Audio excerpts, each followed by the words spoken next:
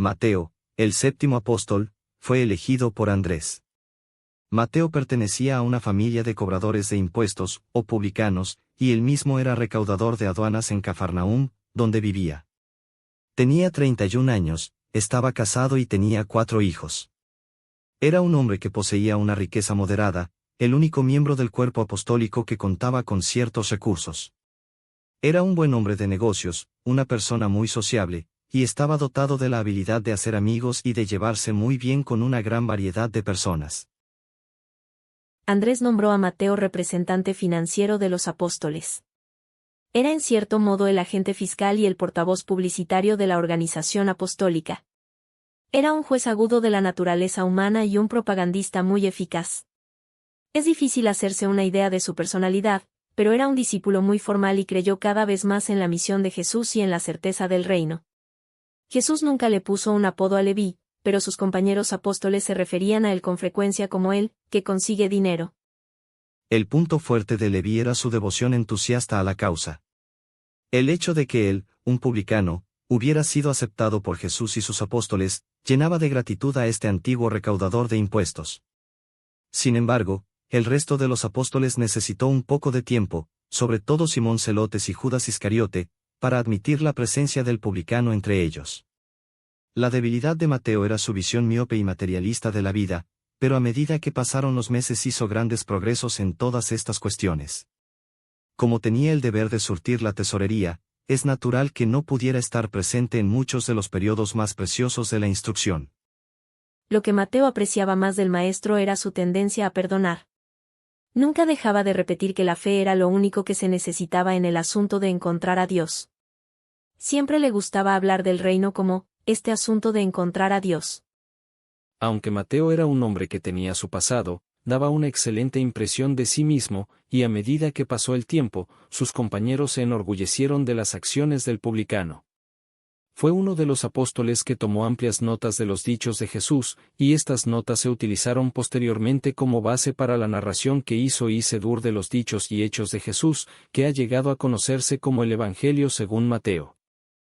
La vida grande y útil de Mateo, el hombre de negocios y recaudador de aduanas de Cafarnaúm, ha servido para conducir a miles y miles de otros hombres de negocios, funcionarios públicos y políticos, durante los siglos siguientes, a escuchar también la atractiva voz del Maestro diciendo: Sígueme.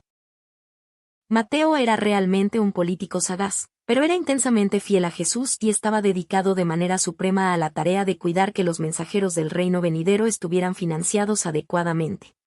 La presencia de Mateo entre los 12 fue el medio de mantener las puertas del reino abiertas de par en par para una multitud de almas desanimadas y proscritas que se habían considerado desde hacía mucho tiempo excluidas de los consuelos de la religión. Hombres y mujeres repudiados y desesperados se congregaban para escuchar a Jesús, que nunca rechazó a uno solo de ellos.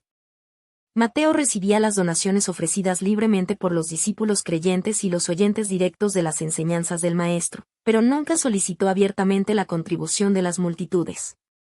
Efectuó todo su trabajo financiero de una manera tranquila y personal, y recaudó la mayor parte del dinero entre la clase más acomodada de los creyentes interesados. Entregó prácticamente la totalidad de su modesta fortuna a la obra del Maestro y sus apóstoles, pero ellos nunca se enteraron de esta generosidad, salvo Jesús, que estaba al corriente de todo.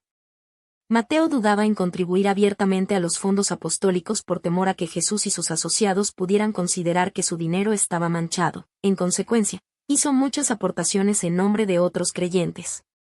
Durante los primeros meses, cuando Mateo se daba cuenta de que su presencia entre ellos era más o menos una prueba, sentía la fuerte tentación de hacerles saber que con su dinero se compraba a menudo su pan cotidiano, pero no lo hizo.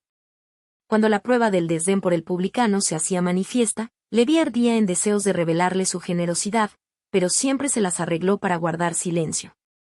Cuando los fondos para las necesidades previstas de la semana eran insuficientes, Leví sacaba a menudo cantidades importantes de sus propios recursos personales. A veces también, cuando la enseñanza de Jesús le interesaba mucho, prefería quedarse y escuchar la doctrina, aun sabiendo que tendría que compensar personalmente los fondos necesarios que no había ido a solicitar. Pero Leví deseaba tanto que Jesús supiera que una buena parte del dinero procedía de su bolsillo. Poco podía suponer que el Maestro estaba al corriente de todo. Todos los apóstoles murieron sin saber que Mateo fue su benefactor hasta tal extremo, que cuando partió para proclamar el Evangelio del Reino, después del comienzo de las persecuciones, estaba prácticamente en la pobreza. Cuando estas persecuciones obligaron a los creyentes a abandonar Jerusalén, Mateo viajó hacia el norte, predicando el Evangelio del Reino y bautizando a los creyentes. Sus antiguos asociados apostólicos perdieron todo contacto con él, pero continuó predicando y bautizando en Siria, Capadocia, Galacia, Bitinia y Tracia. Fue en Tracia, en Lisimaquia, donde ciertos judíos increyentes conspiraron con los soldados romanos para provocar su muerte.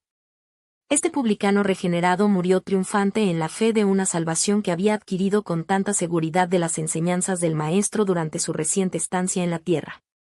La vida y las enseñanzas de Jesús. El libro de Urantia. Quinta revelación a la humanidad.